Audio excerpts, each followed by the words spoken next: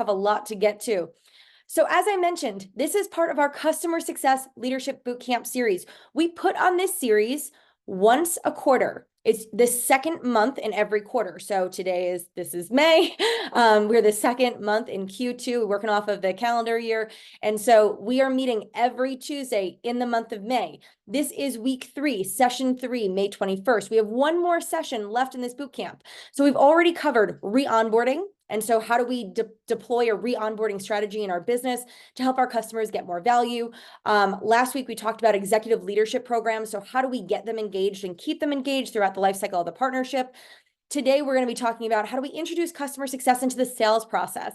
And interestingly enough, I'm actually speaking at a virtual event later today. And today, we're going to focus on the customer success benefit. I'm speaking later to a sales conference, and we're going to be talking about what the sales benefit is of bringing customer success into that. So kind of two sides to the same coin.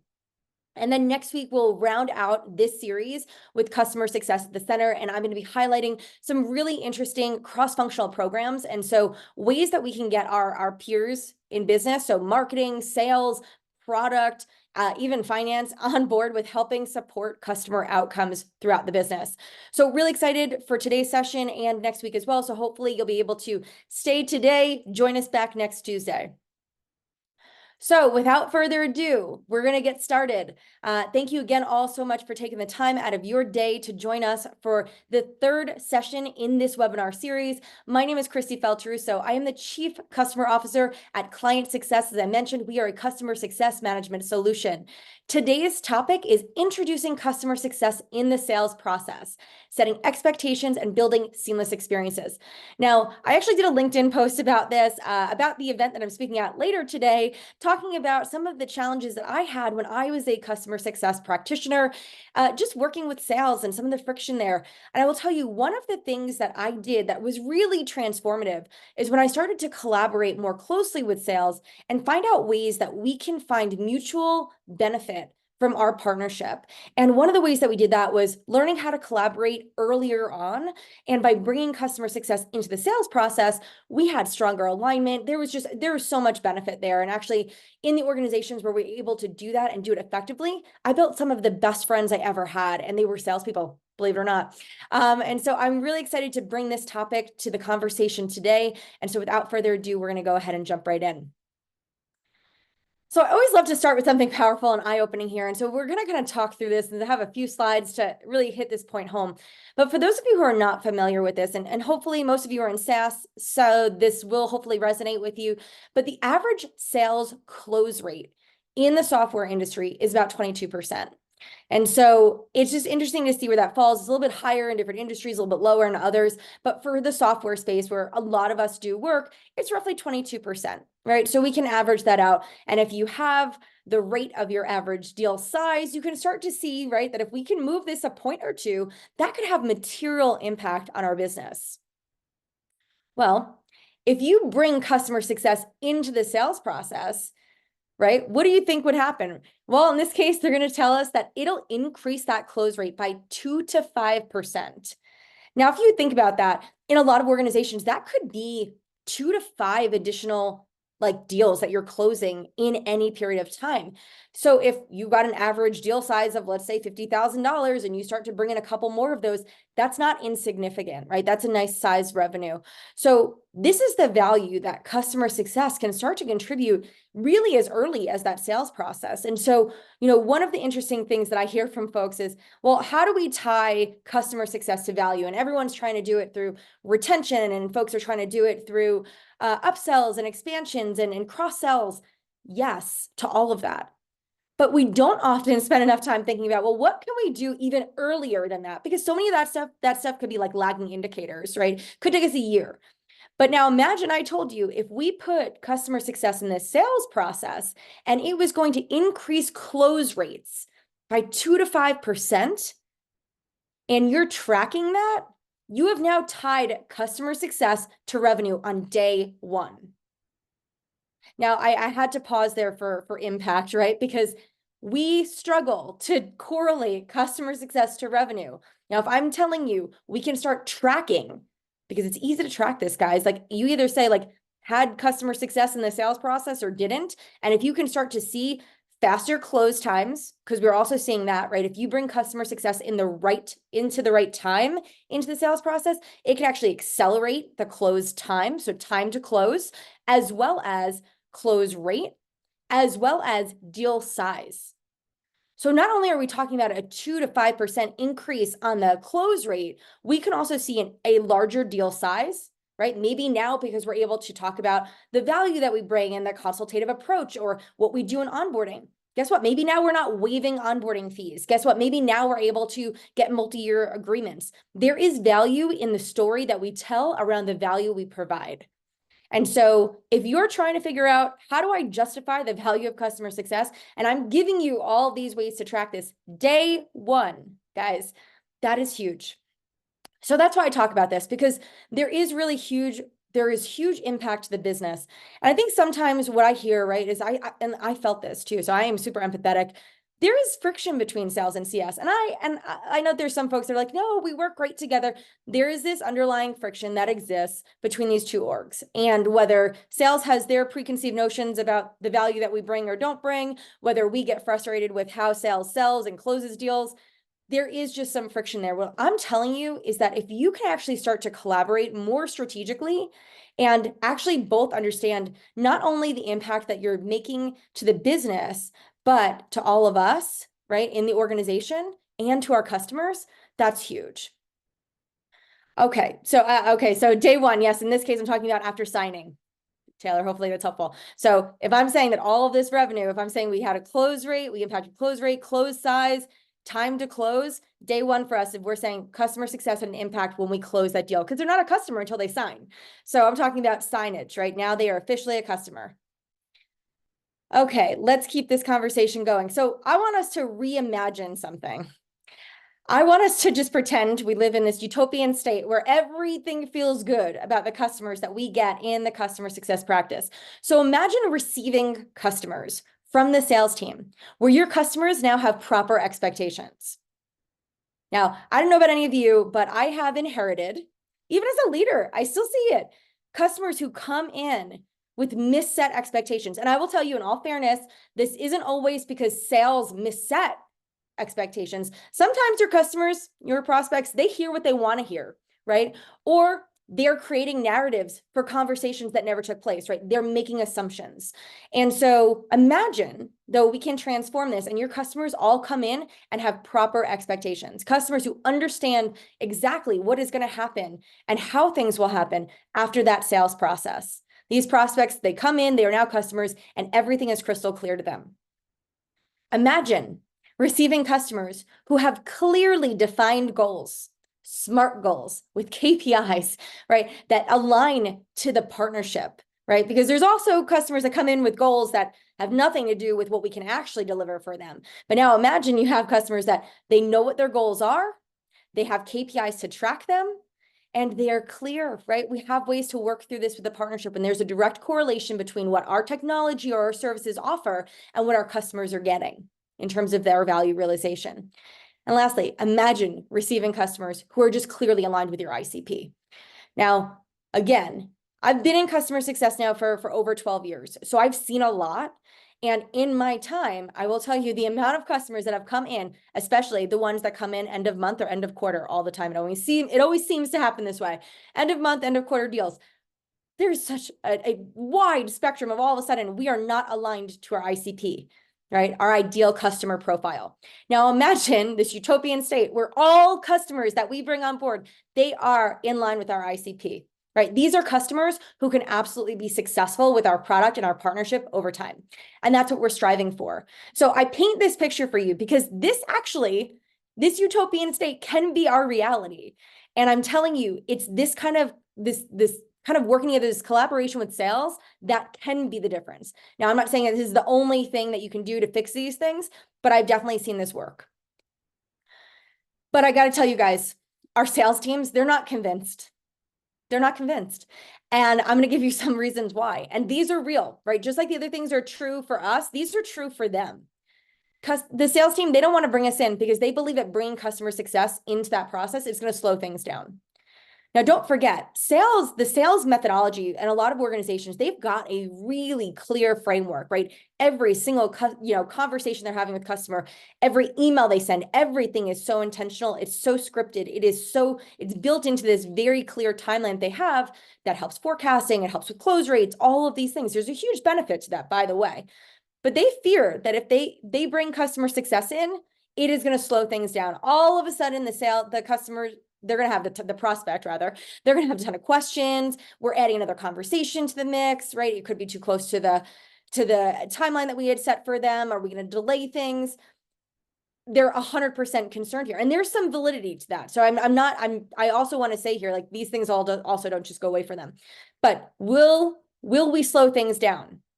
The second concern they have, also valid, CSMs have a tendency to overshare and create risk in the deal. Guys, I see it all the time. We are not trained at the art of ambiguity, let's say. We are oversharers. We want to make sure that everything is so clear. We are communicating the good, the bad, the ugly. But guess what?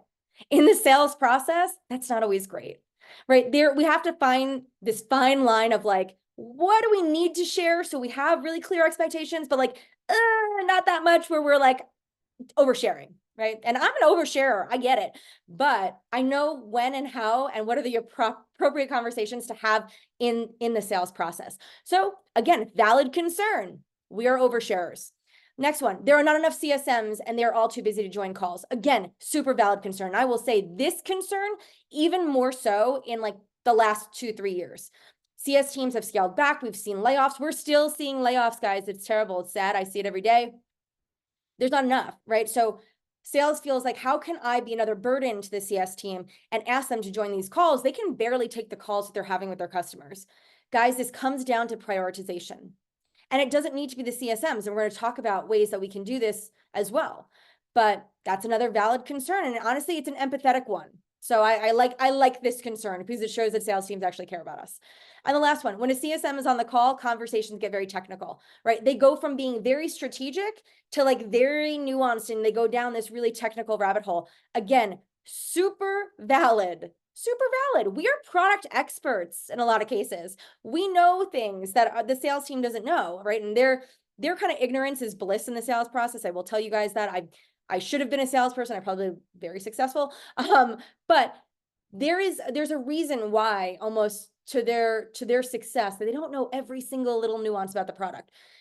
If a customer has a very specific question about how something gets done or how to do something, especially if we're talking like integrations or something very technical about the product around configuration, the calls can get so technical, and you're going completely off track of the value that we actually can bring to that discussion. So I want to highlight this because, again, I talk to salespeople all the time. And when I ask them, like, hey, why wouldn't you want customer success in the sales process? They give me these 4 almost always. Sometimes they get a 5th or a 6th, and all valid. I don't think they've ever been like, that's crazy. No. Can we slow things down? Yes. Do we overshare? Sometimes. Are we too busy? Absolutely. Right? Can we be very technical? Without a doubt. So these things are true for them, but there's ways for us to overcome this. And at the end of the day, we have to also help them understand the value that we can bring to them as well as our customers, and ultimately the benefit is to ours. So we benefit too here, and I just want to make sure that's very clear. Now, I always say, like, those realities that I just painted, those 4 things I just highlighted, those can be true and only true if there is no clear and shared objective for why and how we're engaging customer success in the sales process. Absolutely, all 4 of those things can be true. You have to have a very clear objective. If you don't know why you're bringing customer success into the sales process, do not bring customer success into the sales process. You have to be very thoughtful, right? Everything we do is so intentional. If there is not real value, first to our customer, or in this case, the prospect, then to our business, and then to us as people, don't do it. Don't do things for the sake of doing it. Don't do it because I told you that it's going to be cool to do it on this webinar. You have to be very thoughtful about why, and you have to have a very clear business objective. Please do not do things for the sake of doing it. The second thing, neither team has been properly enabled on why, who, and how. I see this all the time, guys. If you've got sales team talking about customer success, if you've got customer success just hopping on calls, If we are not clearly enabled on what the talk track is, what to cover, what not to cover, if we're not doing some pre-call prep and alignment, we're missing out on huge opportunities here, and we're almost guaranteed to get it wrong. And I see teams that try to do this, but they're not very methodical about it. They're just like, hey, CSM, our customer would love to speak to a CSM before they close. Can you hop on a call? Don't get on the call, guys. You guys, if you don't have a process around this, if you are not aligned thoughtfully and strategically, you're just getting on a call. This is where those 4 things, they can be true. We want to avoid those things. Lastly, sales is missetting expectations and intentionally omitting information from prospects. So yes, these things can be true. It could be a mess if sales team is at the end of the day just blatantly just missetting expectations, right? And we've seen that too. There's always a bad apple in the bunch. There are some salespeople out there, just like there's some not effective customer success professionals. There's some bad salespeople, and they care about their earnings, and that's it. And they will do whatever they have to do to close a deal. It happens. There's bad, a little bad in every bunch.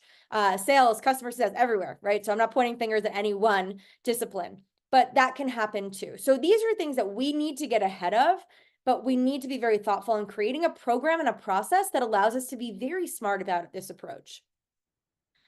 So I tell everybody, I'm like, you got to start with your why. Because do not do this because Kristi had a webinar and you think it was interesting. I had some numbers and some stats. I told you were going to increase revenue. All of a sudden, customer success is driving business. We're closing deals. No, let's be thoughtful about why, right? And every business is different. So why? Maybe this is going to help you guys increase deal velocity. You got to go back, do some research, find out why some of your deals weren't closing. Why were we losing deals? Why were things slowing down? If you think that there is some value from customer success conversations in the sales process that will help address that, great. But you have to have some data to back this up, right? Like let's do some testing. Let's go do some analysis first.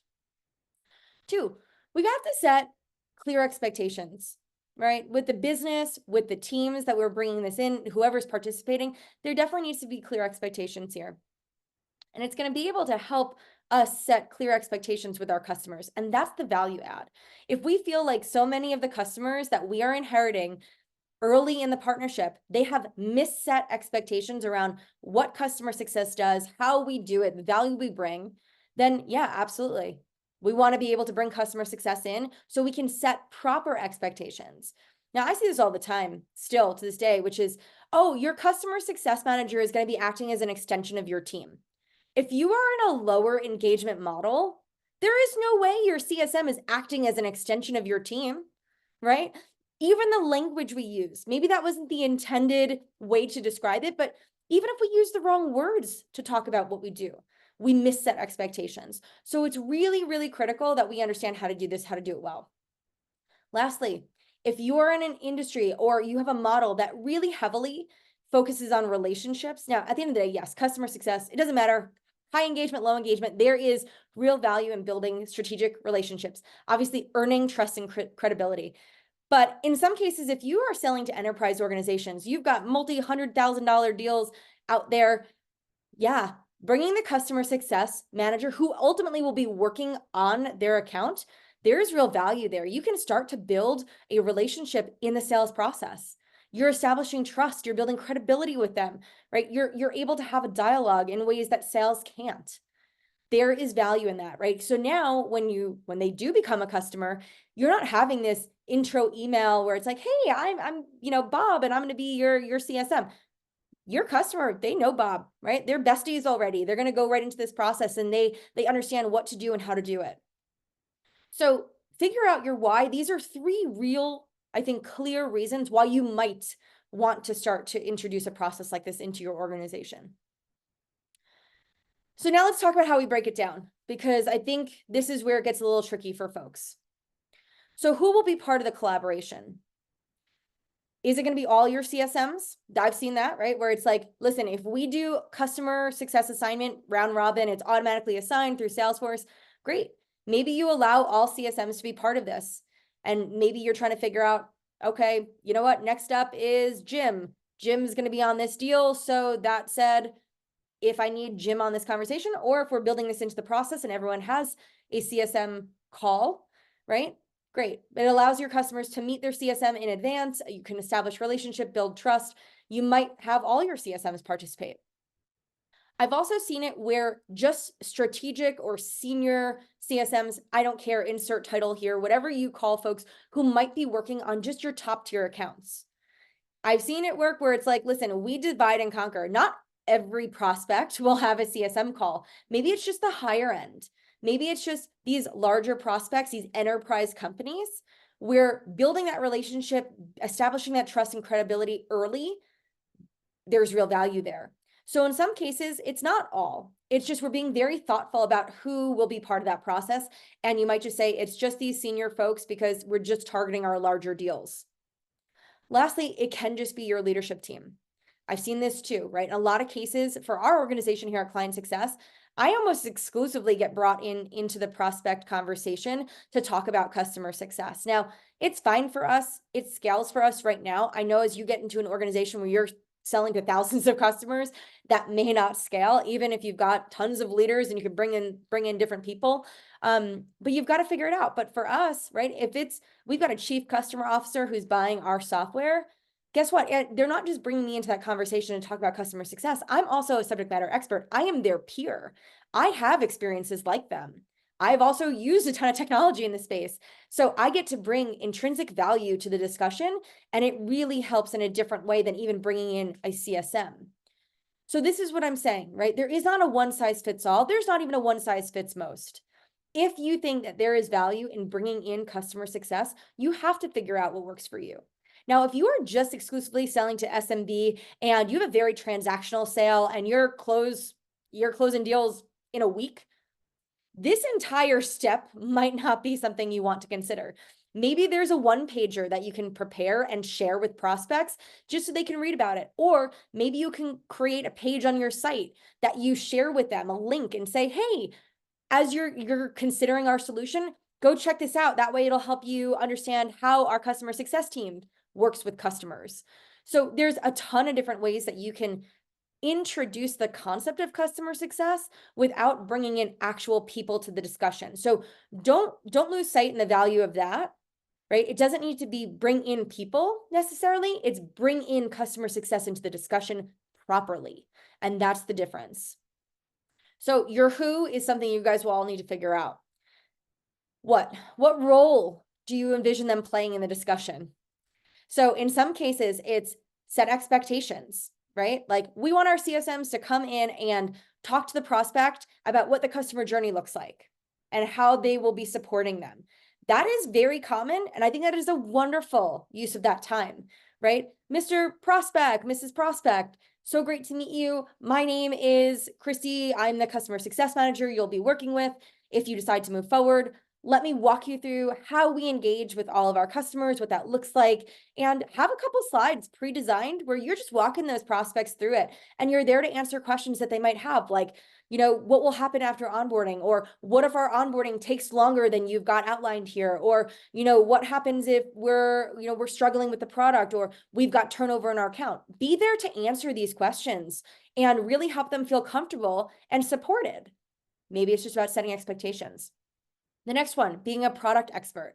In some cases, your customers are going to want to know more about the product. Now, if you're an organization that has like a solutions engineer or somebody technical in the sales process already, this might feel a bit duplicative, right? Like you might not need to have the CSM talking about the product, but in some cases, you have them talking about the product in terms of how other customers are using it, which is different than the dialogue that your solutions engineer should be having, which is more technical.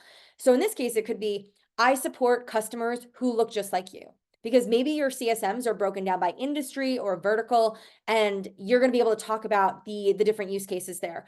Product expert, right? Answer specific questions that they have around how other customers are using the product, getting value. What are some interesting use cases? What are some workflows? So you're not talking about the product through a technical sense. You're talking about it from the value perspective of what they'll be able to achieve in using and configuring the product effectively. Lastly, you could be coming in as a subject matter expert. Now, like I said, I get this a lot because I am the peer to who is buying my product. Now, as a CSM, if you're not a subject matter expert, maybe there is somebody in the business, so maybe it's them, right? It doesn't have to be a CSM. And if this is the case, it's like they want to understand best practices, or they're thinking about, hey, I'm going to be going through a redesign of my org. I don't even know if we're approaching this the right way. There is value in having those types of conversations because it allows you to establish yourself as a credible strategic resource for your prospect, right? Or your customer, potential customer, so early in the partnership. So there is some value again, there is bringing that subject matter expertise to the discussion. So what role do you want your CSMs to play is critical. Now, listen, you might say, well, Kristi, all three of these sound super cool. I want to do all these. Fine, do all three. It could be a combination of these. Maybe there's more than one conversation you're having in this process. That's something to consider also. Now, listen, again, if you're closing $500,000 deals, sure, be on maybe multiple calls. If your deals are $10,000, maybe you're doing that 15-minute sync and it's like you're wrapping it up, and maybe you're sharing again these pre-created resources.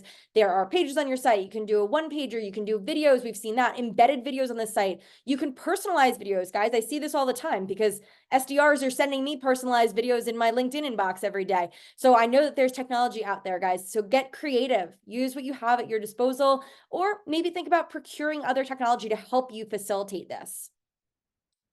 Next, we want to talk about how do you want to engage with the prospects. This is also interesting and has different outcomes. So I'm going to talk to you guys about the 3 ways that I have done this and have been effective in all 3, but they feel very different. So the first one might be you're going to have a joint call with the AE, right? So you've got customer success manager on a call with your account executive. Now, in this case, maybe you're playing a little bit of a tag team. I would recommend, though, you have very clear roles and responsibilities. So it doesn't feel like anyone's undermining anybody, speaking over anybody. It should be very clear, right? Like, I'm the AE, I'm bringing in the CSM. Here you go. I'm here to facilitate intros, make sure that the prospect rather, that they get what they need, and we're having a good, effective conversation. So as long as you collaborate and are very clear on how to manage this call, it could be super effective. And a lot of AEs really do want to be part of it. And I'll tell you this is like an ancillary benefit to this. I have seen AEs get so much better at talking about customer success because they listen in on these conversations. They hear me, right? Like, so many times if I talked about what we do and how we do it, they pick it up, right? It's kind of like you just kind of keep hearing something over and over. It's like learning words to a song. So there is real value in that. And I think that is super helpful in itself. If you can have these AEs really understand the value and the talk track, maybe they don't always need a CSM in the future. And we'll talk about that. Next is a one-to-one call with a customer. Now, I've had this too, where the salesperson's like, listen, I want my prospect to speak to you and I want it to be private, because in this case, you're going to be able to have a more candid discussion, right? Now, I really want them to feel like they have a safe place, agnostic of the dialogues that we've been having. And I want you to ask a different set of questions, right? And I'll tell you, when I am alone with a prospect, our conversation is night and day from the conversations I have with the AE present. There's just something a little bit more natural, right? Because I'm not trying to sell them. I don't have an ulterior motive, and there is no intent there other than, at the end of the day, I want you to find a solution that's going to help you solve your problems. I hope it's us, but I understand if it's not. And because I come to those conversations with that approach, these prospects, they are so open. They'll tell me the good, the bad, the ugly. And the sales team's like, how did you do that? I don't have the same intentions that you do. I am not trying to get a buck from them. I don't benefit financially, right? I want to build a real credible relationship. But at the end of the day, listen, even in my role today at ClientSuccess, I tell my customers all the time, I want you to be successful with us. But if you can't, I want you to be successful. And there is something really powerful about that, because I'm not saying it. That's not lip service to me. At the end of the day, listen, I know I can't solve everyone's problems. I know my product is not for everybody. My team is not for everybody. I know I'm not for everybody. So I want them to have what they need to be successful, because that's all that matters to me at the end of the day. The more successful customer success practitioners there are out there, it's like the rising tide lifts all boats, guys. So we all benefit. As an industry, we benefit. And so when you come in with that real, genuine, authentic approach to their success, it changes the dialogue. So I'm just telling you that if that is something that you and your sales team can feel comfortable with, I think it's really great. Now, again, there has to be trust though between the AE and the CSM. Okay. And I tell you that because the AE is going to worry. Remember, I had that slide that has those four concerns, and I said all 4 of those concerns is valid. You have to build trust internally as well as with those customers and those prospects. And if your AE can't trust that you're going to have the appropriate conversation and not overshare and not get too technical and not do all the things that might cost them the deal, then I think you can do this and you can do it effectively. Remember, the same way that CS teams are always very weary when you have an account manager who's trying to grow the account and grow the renewal, right? We panic, right? Because we're like, don't do this unnaturally and cause me churn. The AEs are equally concerned that CSMs will cost them prospects. So just be empathetic to that, right? Because it works both ways. Lastly is in-person versus virtual.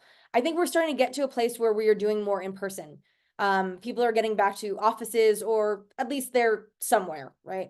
I used to do in-person prospect conversations and meetings all the time. My first job in customer success, I worked at a company called Bright Edge, and I ended up being on the road and being in the field with sales teams all the time.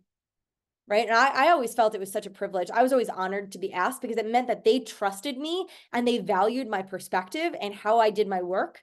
And I loved it, honestly. And there was a high in being able to be part of a closing team.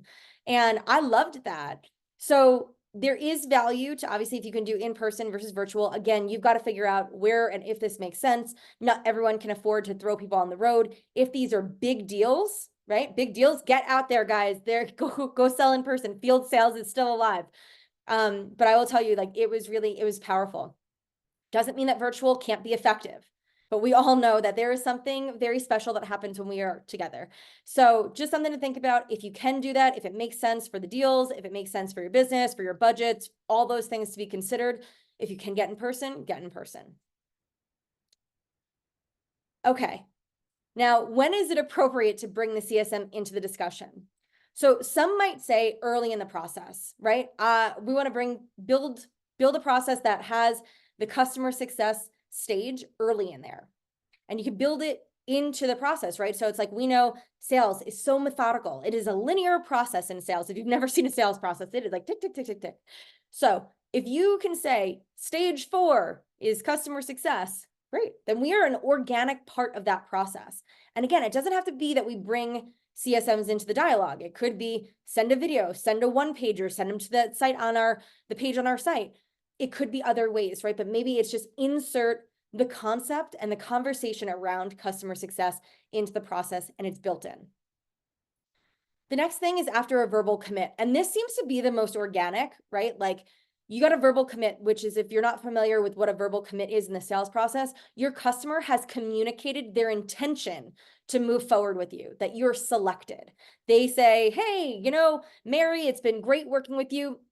We were done with the evaluation process. We're picking you. Great. We're going to move forward.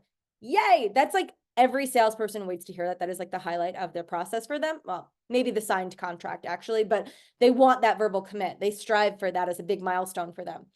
So that is also a great time to keep things going. Once you get the verbal commit, guess what happens? Now you start to get into legal, procurement, the paperworking process of closing a deal. And that's where things like stagnate, right? Because you know that we're just stuck on somebody's desk or on somebody's inbox and we're waiting to get teed up in the queue. Well, the best way to keep some momentum and conversation is to have an organic way to continue that dialogue. Sales, guess what? I'll tell you, rule number 1 of sales: when you've sold, stop selling. So if the customer's already said, we select you, the sales team, they're not selling anymore, right? Because you end up selling against yourself. You stop selling once you've sold. So that said, how do we keep an ongoing dialogue? Customer success is the easiest, most organic way. Hey, Kristi, awesome. Like, we're so happy that you're moving forward with us. I want to introduce you to your CSM. Let's start that conversation. They're going to give you some stuff to get you, here's your survey, and we're going to tell you what we need to get started and what data we need access to. You're actually now, this is like part of that assumptive close. We are now moving things forward because you've already told us that we're going to close. So we're acting as if paperwork's done. This is done and dusted. We're good. We're moving forward. that keeps this real momentum moving that without you, sales really is stuck. They're like, well, what else can we be talking to these people about outside of like, hey, just checking in. How are we doing with legal or how are we doing with procurement? And after a while, that gets annoying. So if you can actually keep dialogue going with the prospect by introducing conversations with your customer success team, huge, huge. The next one is when risk is present. And I see this a lot too. So if my sales team feels like a deal is slipping, right? So maybe they're evaluating one of our competitors and they're super excited to find new ways to bring value into the conversation. Like they're like, okay, Kristi, like I need you because they really like X, Y, and Z in this other product. And I don't think that we can compete there. We don't offer that. I want you to be the differentiator. Can you come in and talk about how we provide value beyond the product? And I come in all the time talking about that. And that is really, really an interesting point in time because now I'm actually positioning customer success as the value add. And I'll tell you this is another like feel good moment for me because if they decide to close because of the conversation they had with me, wow, right? Like you feel really good. You feel like, wow, I was able to land value and they haven't even worked with me yet. We're just being able to talk about that. So if there is risk present and you can help combat that risk, maybe it's, well, we've heard from other people that your product takes a long time to deploy and like we're really worried about what onboarding looks like and we don't have a lot of resources. And once you start hearing those red flags or concerns or objections from a prospect, bring CS in, right? No, listen, Mr. and Mrs. Customer, I completely understand your concerns. They're all super valid. You've never been through this process. Let me walk you through and help you understand this is what happens, right? And if you don't have resources, guess what? We actually have this resource guide. Here's tools and templates that we've created for you. Or we've had a ton of customers who have struggled with that. We actually have an API that we can easily pull your data for you. You don't need to worry about that. If you don't have technical resources, we can help you. Sometimes there are things that we know that the sales team doesn't know that we can actually help overcome those objections. So if there's risk present and we can help mitigate that risk, that is a huge opportunity. So being thoughtful about when you bring customer success into this process is also really, really important. Okay, so those were like kind of like my little like preambles of like things you should think about. Now, obviously, there's always a lot to consider, but those are some of the big things that I think are important for you to just ideate on before you say, yes, this is the plan. Here's what we're doing. Here's how we're going to bring them in. Because there's a lot of value in approaching it different ways. And guess what? You can say like, this is option A, and option A is like do, and option B is this way, right? So there could be a combination of all these things, right? In some cases, we bring in leadership when the deal is over a certain size. We bring in a CSM if it's between X and Y. We bring you into the risk conversation if that comes up, right? We insert you and then we expect your talk track to be this. If we're bringing you early into the process, here's what we want that to be. So there's not a one size fits all in your organization even, right? You can have a little bit of a buffet of how to use customer success and use it as a strategic lever in the sales process and to do all these different things that I've actually talked about. So before you proceed, I'm gonna like imagine there's a big stop sign here because I want you to get a few things straight. First, you're gonna need to build some assets here. In a lot of cases, I always tell people like let's have some things that we can just like tools in our toolbox. I'm not reinventing the wheel every time a salesperson wants to throw me on a call with a customer. So if you know that a lot of conversations, you're going to be talking about the customer journey and what does that look like and how they're supported by CSMs, create a few slides, guys. Like let's have 3 slides. Also, we're not creating a deck. 3 slides. The value is in the conversation, not in the presentation. So do not over-engineer a ton of slides here. 3 slides, right? Like, here's who we are, here's what we do, here's how we work. Awesome, that's enough. So if you need to build some slides, build them. Guess what? You can also enable the sales team on how to use those 3 slides. You can say, these are perfect. Sales team, guess what? If you have to talk about the value of customer success, use this resource, here's how to talk about it, here's how to position it. You can enable the sales team to do this also if you don't want to pull CS into it. If you have any documentation, I love a good like 1-pager. If you are hitting on like implementations, Great, right? We talked about like product knowledge or like workflows or use cases. Create a one pager for the common things that come up in the sales process. So you have something you could send with your customer. You're going to have an awesome conversation. Give them something that they can reference and resource again after that conversation. Also, don't forget, usually decisions are made with a committee, whether you believe that or not, because it's usually not that one person makes the decision. It's like, you have somebody who's the decision maker. You have some people who are influencers, right? You've got some other people that weigh in, and everyone's weighting may count differently. Not everyone is the same, but at the end of the day, you might have a conversation with one person, but it's got that information has to go to like 3 or 4 other people. These one pagers are great because even if they weren't on the call, hey guys, here's what we talked about, but here's this resource they sent me, check it out.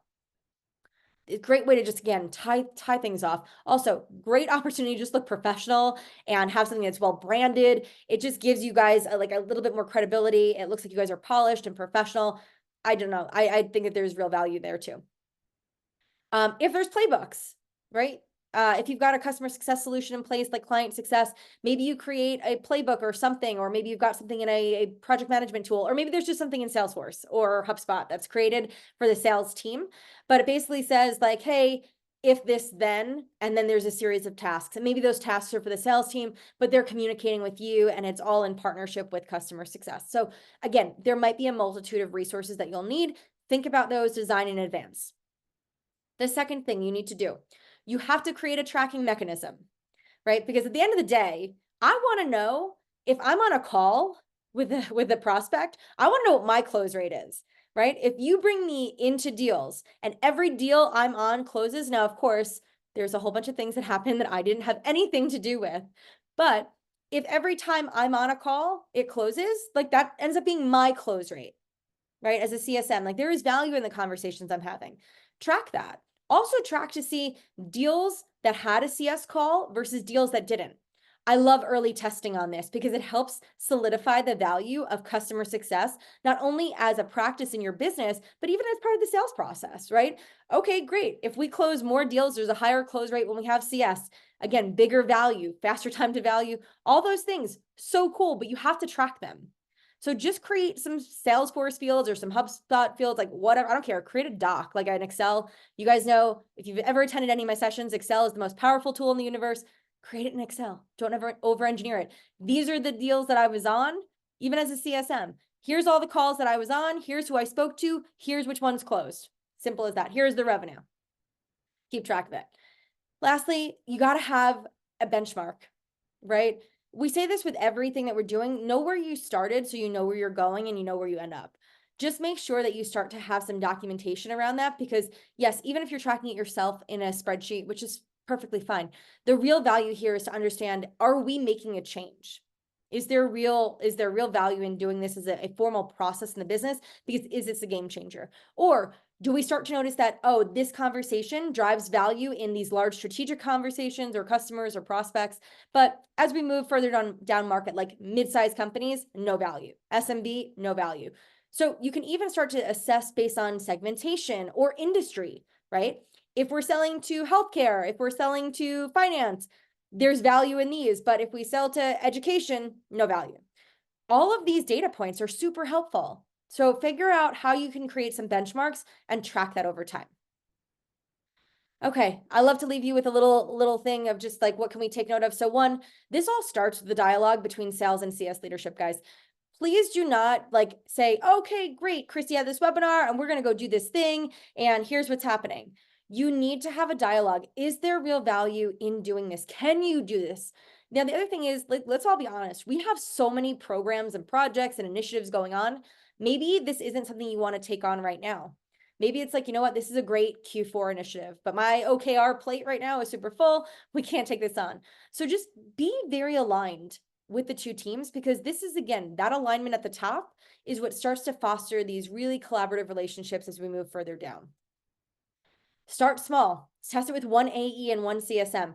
I love this idea. If you have a really good CSM and sales relationship, start with them, right? If you've got, Mary and Bob are besties, start with Mary and Bob. Let's just watch to see, does this work in those deals? Let them start to create it. I always am like, really like, let's start with small groups and test and try things before we move out. Design what this process will look like at your company, right? There's no right or wrong way to do this. I gave you a whole bunch of different examples. So all of those examples, you can go through each of those and say, you know, we're going to do A, B, and C, or A, D, and F, and whatever. Like, find your combination. It's a buffet. Figure out what works with you guys and design it so it makes the most sense. Train and enable everyone who's involved. Please, I see this all the time, and this is with CSMs, it's with salespeople. Do not assume that because we had one conversation that everyone knows what to do. Right? I've heard things one time and I'm like, I don't remember having that conversation. You have to continue to train, enable, track, reinforce, go back, iterate. You know what I love about doing this? If you're using something like Update AI, if you're using something like Gong or Chorus or any of these recorded softwares, go back on the deals that closed where we had CS present. What was the narrative? What was the conversation that took place? On the other side, what was the conversation that took place if it didn't close, right? What conversations? What can we learn? What resonated? What didn't resonate? So make sure that people are trained, enabled, and coached early and often so that we get this right, because there will not be an instance where you have one conversation, you align on this thing, and you go and you do it, and it's flawless. It's just not going to happen, guys. So you have to make sure that you continue to really invest in this if you're going to do it and you're going to do it right. Lastly, measure everything. This is to be true for all of these things, right? You really want to understand the impact that this is having on deals. Like I said, the close rate, time to close, deal size, ongoing success and retention, right? Like, here's something like, talk about a lagging indicator tracker. If we introduce customer success in the sales process, and we are tracking that now over the life cycle of that customer, and we start to make a correlation that when we had CS in the sales process, the retention rate is higher. The success rate is higher. The advocacy rate is higher. Start to draw some correlation there, because the value is not only in the sales process. Is that value now realized over time? Could be really interesting. So those are the stories that you really want to start to build in your company. So really just make sure that you're starting to track this stuff. You find that story and you can really anchor heavily on that. Okay, that brings us to the end of our session today. Thank you guys so much. I am going to take a deep breath of air. I don't have my water with me like I normally have. I'm going to stop sharing and see some feedback in here. Charlotte, I was able to see your question. When we send the slides out, at the bottom of the slide, I actually give the resource of where I got those stats from. So you can go ahead and take a look at the article where I pulled that from. It references the company as well as that data, and you can go to that article and go find that stuff. So you can go and take a look at that. Okay, let's see if we've got questions in here. So one of them, curious to know if you're planning to host a webinar on expansion growth generated by CSMs. More and more CSM leaders have to roll out quotas and have to do revenue expansion targets. Metrics are not only about GRR adoption. Maybe. So here's the caveat that I give to that. Great question. Yes, I absolutely believe that is something that we should be talking about. It's just so nuanced because every business is different. People have very large enterprise solutions, right? And it's modular, and you might be selling to different buyers, right? So if it's a new sales motion, that's going to be different than if you're just selling licenses and you're selling to the same people over and over. So I try to stay away from topics that are so niche and so specific, because it's not generally applicable to everybody. So I try to find these kind of broader topics that I can tackle where everyone can take a little bit of something, or else the webinar would end up being 8 hours long. So hopefully, again, I try to do the best I can with the topics that I select for these. Hopefully you guys are finding value in what I do pick, but hopefully that answers that question. Another question here. Awesome content as well. Thank you, Danny. Any thoughts or recommendations on doing this for startups where there is real lack of process between sales or CS, or a non-traditional sales cycle? Yeah, I mean, honestly, I don't say everything is easier when you're smaller, but everything is different when you're smaller. But yeah, you don't have to over-engineer things. So guess what? If you're working in a really small early stage startup and your CEO is the one who's doing sales, which we see all the time, right? Early stage companies, the CEO is still selling. Bring in somebody who's going to be working with the customers and start to talk about that. Yeah, you don't need to over-engineer everything, guys. I know that I talk about process because I am a process-minded person. But that said, you don't need to kill yourselves with process. Find value into these things. Remember, the objective is why you're doing it. How you do it matters a little bit less. As long as you can execute it the appropriate way for the prospect. At the end of the day, you want to have great experiences for prospects and customers, good collaboration between the two teams. And obviously we want to just make sure that it's hitting those objectives. I think it's the best way to approach it. So I don't think that there's a disadvantage to having a process. I think you could just start to insert folks into the dialogue. It's going to feel a little less structured, maybe a little less formal, but if it achieves the objective, then I think you're fine. Pausing to see if I've got more questions here. Okay. Answer live. Okay. All right. So hopefully that answers the questions for this week, guys. That said, look at that. I didn't run over. We even have like a couple minutes to spare, but I really love this topic, guys, because I've seen so much success in doing it and doing it well. And so if you do try any of these things out and you have success, or if you fail, I'm also like let's fail forward. Come let me know, because I'm always so interested. I do these webinars all the time, and people tell me that they find so much value in the ideas that we bring, but nobody ever circles back and says, hey, Kristi, I did these things and here's what happened, or I did these things and Kristi, you're really wrong. That failed miserably. But I'm always very interested to hear. So if you put any of this to practice, let me know. If you've got more questions on how to do it, or you want to ideate on something, I'm always into that too. Like, guys, I will geek out on customer success all day long. So if you've got a question, you want to try it out, you want to ideate on something, you want to bring me an idea that you have and just talk it through a little bit, let's do it. We can workshop it together. But I love this one. I love this one. I have a sales guy who invited me to his wedding. Okay. So I believe that sales and CS can be friends. So I've seen it happen. It can be magic. And we've had really successful customers as a result. So let's make that a reality for all of us, because we'd all feel a bit better, customers, prospects alike. So anyway, guys, thank you so much. I'm going to go back to my offsite. Like I said, Spark 24 Client Success offsite. So I'm going to go back to my team, who's got a ton of great conversations going on this week. I will see you same time, different place, because I won't be in Utah, same time next Tuesday. I'll be back in Long Island. And just again, I hope you all have a great week. Thank you so much for being a part of this, giving me some of your time, and I'll talk to you all soon. Thank you.